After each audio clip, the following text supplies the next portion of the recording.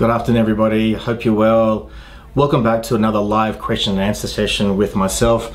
I'm Dr. Adam. We're coming live today through the Green Cross Chatswood Clinic. We're going to have an awesome day today talking about nutrition with your dog and cat. It's going to be a really informative afternoon. It'll be really great. It's been about a month or so since we were last here together. We're talking about desexing. It's going to be about nutrition and the importance of nutrition and why the food that we give our dogs and cats, the quality is incredibly important for your pet's ongoing health and also their well-being moving forward. It can be hard to get it right. I think nutrition is one of those very important, very complex topics. There's a lot of information. We're trying to break it down, give you some simple information that will help, practical information that will help. But as always, there is an opportunity to launch questions in the comment section below. So please, guys, don't feel shy or embarrassed to put a question forward to me. Happy to address it as it comes up. So as well. So if you're ready and you hear me okay, hopefully you can hear me okay. We'll get started and go from there. Fantastic. Okay, nutrition. Why is it important for today's pets? Why do we bother about feeding our pets good quality food? It's quite a common question that we get asked and quite a common question that we're going to answer. It really helps to ensure your pet grows to their natural potential, to make sure that they've got a good coat, that they grow well with their joints, they've got a nice stool quality, which is important. It's a healthy to minimize weight. It's really important. Nutrition is also very important because the diets that are available today are really tailored for the certain life stages that we face in our pets. Life stages mean there are diets specifically tailored for kittens, for puppies, even for adult dogs and cats. And of course, as they move into their senior years, it's also very important to feed them the right diet. We often say in the human world, you are what you eat. And it's no different to what we see in our world as veterinarians. I've just been handed a question. Fantastic. Thank you for that question. It was very early in the piece, but I welcome questions, guys. Again, I'm Dr. Adam. We're coming live from the Green Cross Clinic in Chatswood. I've been a vet for about almost 19 years now. Thanks, Jaxie, regarding the Frenchie. First question is, what meats are most healthy for a French Bulldog? Awesome question. I don't think there is a most healthy meat to feed a dog. We encourage feeding human grade meat, and we also encourage feeding cooked meat as opposed to raw meat. I suppose some of the lean diets that are available are a beef or a lamb. Chicken's quite lean or can be quite lean. I think cutting off the excess fat, making sure that the meat is cooked is very important for all dogs. French Bulldogs, I don't think there's a particular meat that we would encourage over the others. I think they're all pretty good to feed. But awesome question. Keep them coming on, please. They're really great. Ultimately, nutrition is also important to make sure that our dogs and cats don't gain too much weight or they don't lose too much weight. To get it right is not always easy, but certainly hopefully today we'll give you a couple more tips as well. Second question that we get asked a lot is, aren't all foods the same? Aren't all diets the same? Simple question is no. There's a lot of different foods out there, a lot of different diets out there, but they're not all the same. And to a degree, you get what you pay for in a nutshell.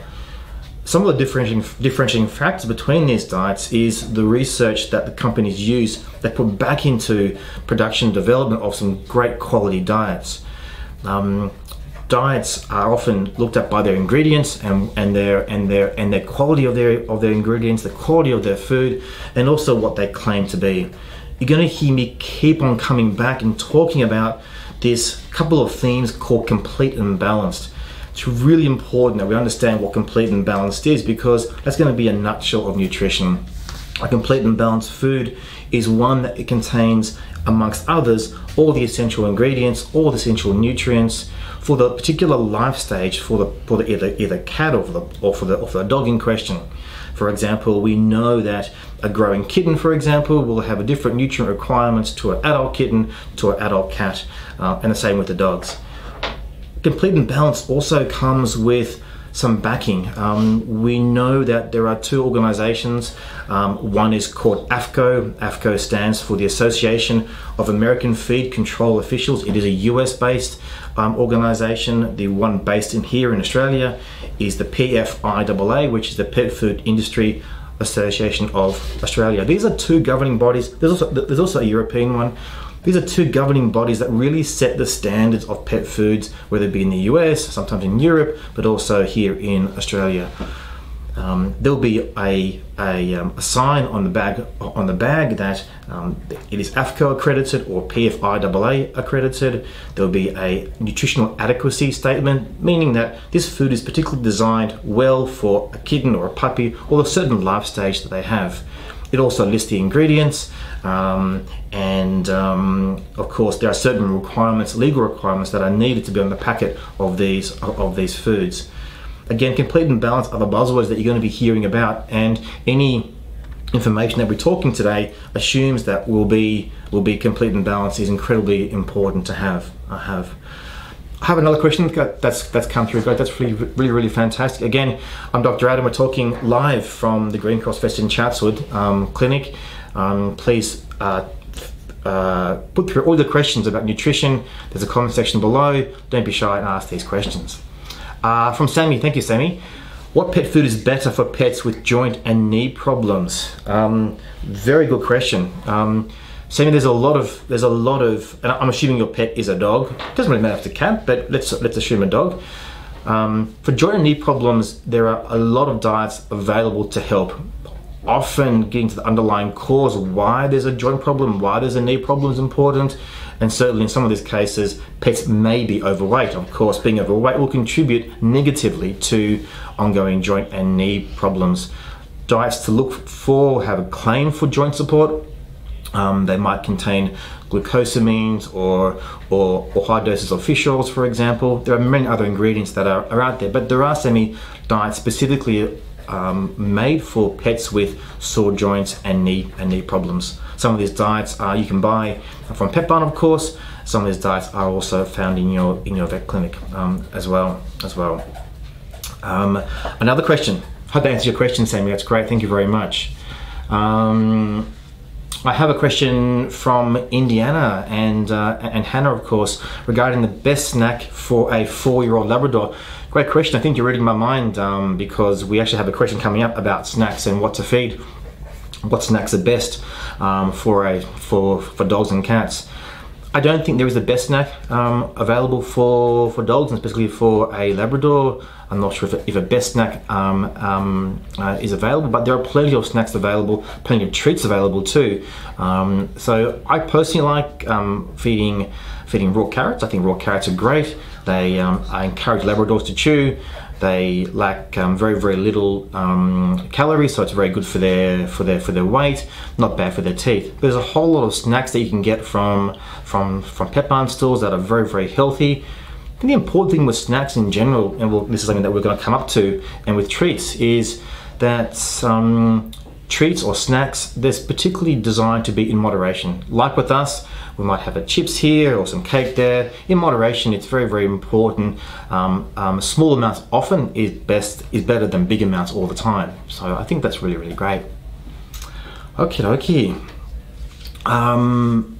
More questions, guys. These questions are really flying through. It's really fantastic. Hope I can get a chance to actually look at them all. If not, we'll definitely respond to them on the live feed. There's a section down below about your comments. Certainly feel free to make comments and questions. Again, that's really fantastic. Extending on to that, from that question about snacks and treats, we often get asked how many treats are too many treats. There's a rule of thumb. We generally allow about 10% of the daily calories of the food that you feed as treats. So for example, let's say you're going to be feeding 300 kilocalories or kilojoules if you like. We're going to be feeding about 30 of those as treats and snacks. There are healthier options that we mentioned with carrots, for example. There's a whole lot of treats that will help with greenies. There are low-fat treats that are available. They'll combine treats as well as through dental hygiene. It's also really good to have along. Cats is a little bit more tricky. Cats tend to be a little bit more finicky with their food, but greenies for cats are fantastic. I think that Feeding some meat for cats is also really, really good and very, very helpful for these cats as a snack on the side. Of course, nutrition is important, and of course, feeding them a good quality foods is very, very important. This idea about complete and balance, again, we're going to be coming back to a number of times during today's live feed.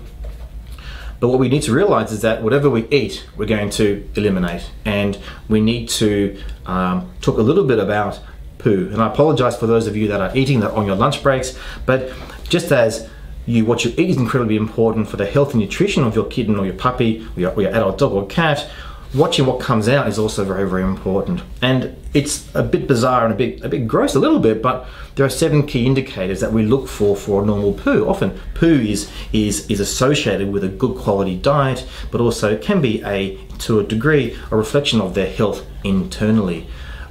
Not going into too much detail because it is on our website. We look about the color of the poo, a nice brown color of the poo, the coating, a nice film of the coating should be, a nice film rather, is quite normal on the poo. The contents, the texture, a poo shouldn't smell offensive. Of course it's going to smell, poo's poo, it smells. But they're some of the key indicators what to watch out for in poo. How often should a dog or a cat poo? The frequency, it's a how long is a piece of string. It's a very, very common question, very hard. I think when nature calls you, answer it. When dogs and cats need to go to the toilet, they'll go 1 to 3 times a day is quite common. The size of the poo should be commensurate with the size of the dog or cat as well. Obviously, these are conversations and topics that are probably not best for lunchtime, but it's really important because poo is an integral part of what we do as veterinarians. We look at poo every day. Again, it's important. One thing I would note is that, especially with cats, you'll often find a bit of hair in their poo, and that's quite normal. But if you're seeing a string or elastic bands or hair ties, and dogs as well, stones and rocks, that's not normal. And these can cause some immense problems to dogs and cats. They can get stuck, they can cause problems. So don't be afraid to put on a glove or get a stick and poke the poo. That's incredibly common to do. Question from Sally. Thank you, Sally. The question is, can dogs get addicted to human food? Absolutely, absolutely. I don't think it's more of an addiction. They have a preference for human food. When you cook a nice steak or a nice chicken dish or open up a can of tuna, the smell for dogs is very attractive, and I think they would probably prefer eating our food than what they would to their own food. The problem with human food is that it's not complete and balanced. It is tailored for humans and not for dogs, and there are some very important differences between dog nutrient and what they need, and also what humans need as well. We tend to find dogs that become addicted to human food. They're fed smoked salmon, they're fed chicken, they're fed beef.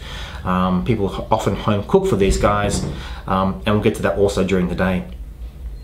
Guys, these questions are fantastic. They're really, really good. They're a little bit outside the box, which is great because these are common questions and common problems that we do see in everyday practice. Again, just to recap, guys, I'm Dr. Adam. We're coming live from the Green Cross Vets in Chatswood. We're here live. You can also, don't hesitate to leave questions in the comment section below. Really, really fantastic. A really, really good question from Lolly. What's the best food for puppies moving from mum's milk to food?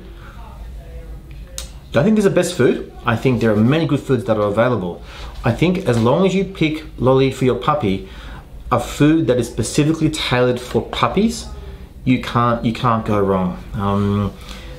These foods are of course balanced. They're complete and balanced. They are tailored for a puppy.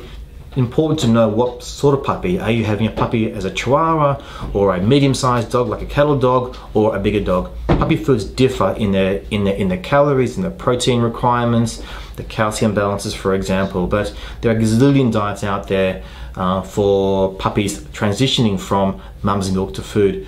Some of these puppies you can add water to make it like a wheat bix consistency. You might want to add a Divetalac, for example, or a milk replacement to help break up the dry food as well. And there are also canned food varieties as well for puppies as well. Fantastic. Okay, next question. This is a big topic, this question here, and we've been asked the question before. What are my thoughts on grain-based diets for dogs? This is a huge topic, and I must admit, a very controversial topic, and one that's really come to fruition in the past 3 or 4 years. There are a lot of diets out there that are grain-based diets for dogs, and I think these diets really stem from the human health about clean eating, not having grains in their foods. We know that the science in the veterinary world is not quite there yet in terms of the clear benefits of a grain-based diet for dogs. Dogs don't get celiac disease, they're not gluten intolerant, apart from certain types of dogs, namely some of the Gordon setters, for example, that have a known issue with gluten intolerance to grain. Grain-based diets are not bad for dogs, don't get me wrong, they're not bad for dogs, but it's at the moment unclear if there's a clear benefit from feeding a grain-based diet to dogs. As long as that grain-based diet, if you decide to feed a grain-based diet, as long as that grain-based diet is complete and balanced, it has either the AVCO, that's the American Association of Feed Control, or the PFIAA, tick of approval, the nutrients in there, the life stages, should be pretty much complete and balanced for the life stage of your dog. Another question we get asked a lot is about raw diets, and in particular raw meat diets. It's becoming a lot more common now to offer a dog a raw meat diet, and the theory behind that is that that's what they will get in the wild, in the natural environment. The problem is that in the wild, a dog would consume the entire contents of a carcass, ranging from the muscle to the fat to the innards, including the stomach. That's not available in today's dog. So if we're just feeding a raw meat diet to a dog, there are some pretty serious nutritional problems and concerns that we face. It's not a complete and balanced meal. There are some concerns, some very true concerns about the health benefits of a raw meat diet, the health implications of feeding a dog a raw meat diet. There are some public health concerns in terms of handling meat, hygiene in preparing these foods. I think you need to be careful if you're going to be feeding a raw meat diet. I have no problem if you want to include meat with a complete and balanced dry food or complete and balanced canned food or both, but I don't feel it's appropriate to feed a dog or a cat for that matter a raw meat diet alone. You'll find on the internet a lot of contradicting sources about these two particular diets. One of which in the grain-free diet is the concern about grains causing or contributing to skin allergies.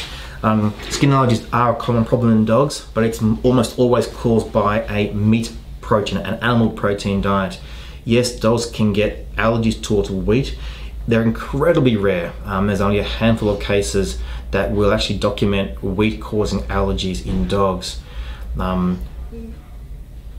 The veterinary dermatologists are not at all fans of skin allergies in dogs in terms of the association with skin allergies and dogs with grain-free diets. I think the myths on the internet need to be very, very carefully interpreted, and do your own research, talk with your own veterinarians about the pros and cons of not only grain-free diets but also the raw meat diets as well. Again, the diets need to be complete and balanced. It's very, very important to achieve this. One of the ways that you can be guaranteed of feeding a complete and balanced diet that's easy to find, hop onto the Pet Barn website and have a look or do a little search for the Food Finder tool. There's a Food Finder tool for dogs, there's a Food Finder tool for cats. That'll give you a couple of listings of recommendations, find out more information about yourself, your pet, and also recommend or make recommendations as to the best possible food for your particular animal. We'll provide those links at the end of these Q&A for you in relation to dogs and for cats as well. I have a question from Jaxie. Thank you, Jaxie, for this question. How can I make my Frenchie gain muscle bulk? I'm not sure why you would like to encourage your Frenchie to gain muscle bulk, but I think the best way, Jaxie, and there are two, One is to feed a really good quality, complete and balanced diet. I'm not quite sure how old your Frenchie is. Frenchies are naturally very, very trim and very, very taut. They've got good muscle definition. By feeding a complete and balanced diet, you'll probably enhance that muscle. Exercise is also very important too. Exercise those muscles, get them moving. You might decide a slow lead walk on a dog-friendly beach would be very, very good. In the same breath, Frenchies are not really designed to exercise all that well with their breathing issues. So on a hot day, in the middle of summer, you must be very, very careful when you exercise these dogs. Dexter, I hope that answers your question in relation to muscle bulk. Guys, we are live today. We are doing a live Q&A all about nutrition and trying to explore the myths and some of the facts regarding nutrition. We are live from the Green Cross Vets in Chatswood. I'm Dr. Adam. I've been a vet for almost 19 years now, actually. 19 years when I think about it. And hope to answer your questions. Please keep them coming forward. There's a questions comment section below in your screen as well. Okie dokie. Question is also, how much should I be feeding my dog or cat on a daily basis? This is a really common, very, very practical question we get asked all the time. How much to feed your dog or cat really depends on what you're feeding your dog or cat. If you're feeding a pure based dry food diet, there will be on the back of the packet a guide or a recommendation based on the body weight, how much to feed.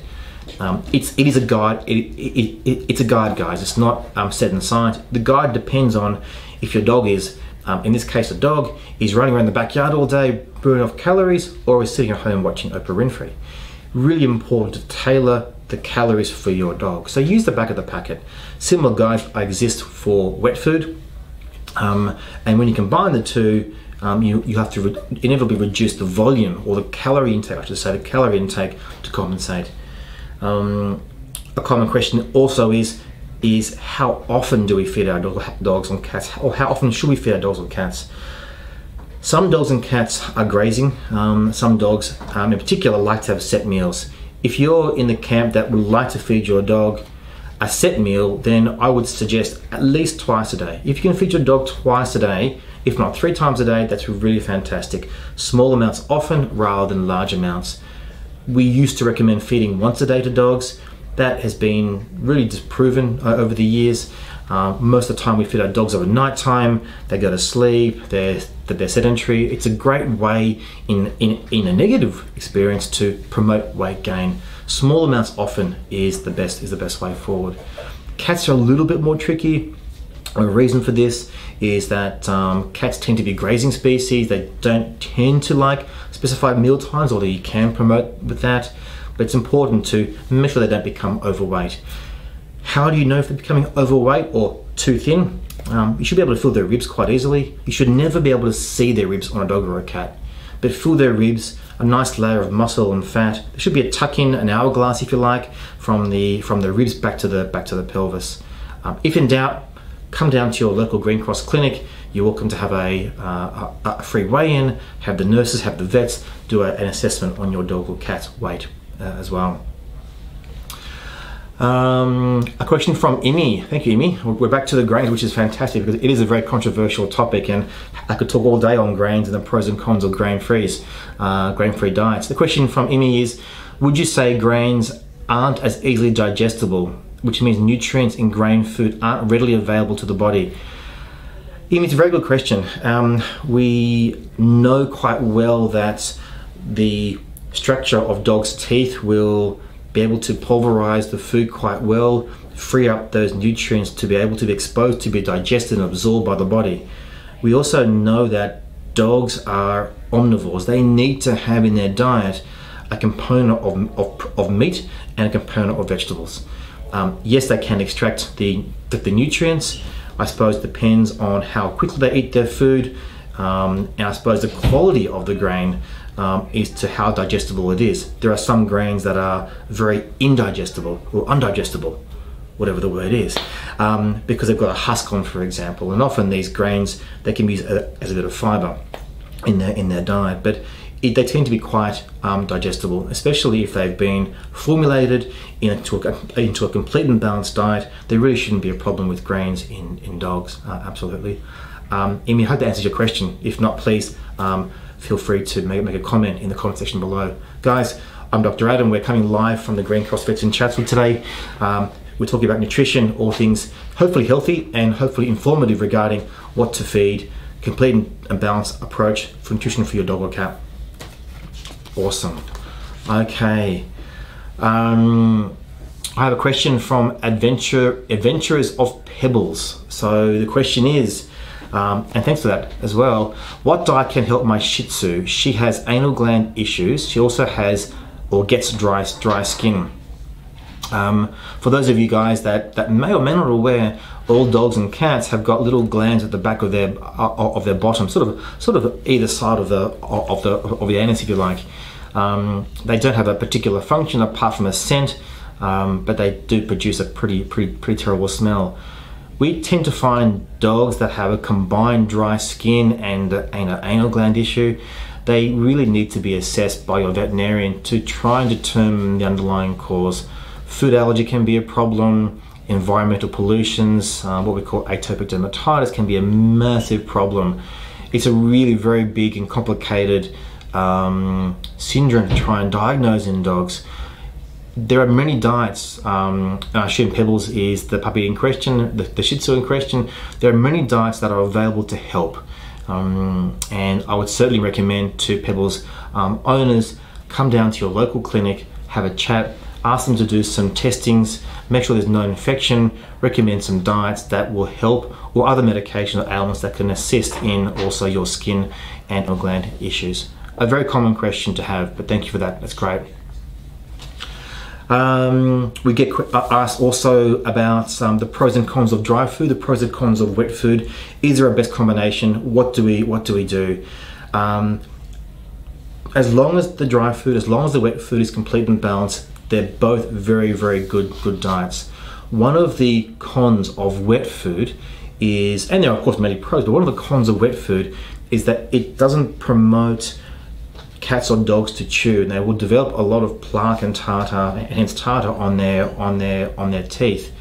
Saying that, wet food is a very flavorful food. You can put in the microwave, it'll entice flavor, it'll entice dogs and cats to eat.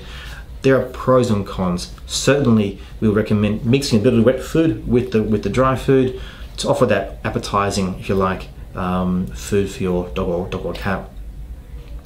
A question is also about, can I cook for my dog or cat at home? There's a now real big trend on social media, internet, and also through vet clinics to see if we can cook for our dog or cat at home.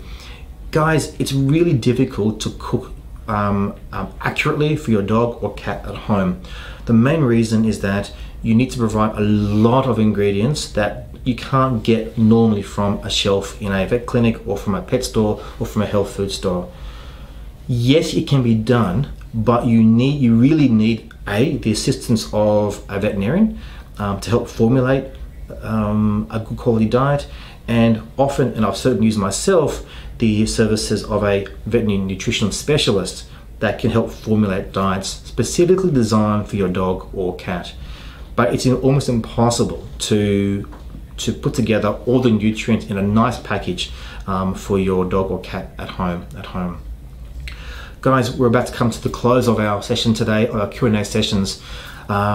I probably just touched the surface of nutrition. It's a massive topic and certainly recognized by the World Veterinary Association about being an incredibly important topic for any conversation when you bring your dog or cat, rabbit or guinea pig into a vet clinic. There's ample opportunity, please, to write comments down in your sections. I'm very happy to write questions, to answer back questions rather. Again, I'm Dr. Adam. We're coming live from the Green Cross Vets in Chatswood. Hope I've been able to help you today, dispel some myths, give you some facts, emphasize the importance of complete and balanced food, and also the importance of looking at your dog or cat's poo. Have an awesome day.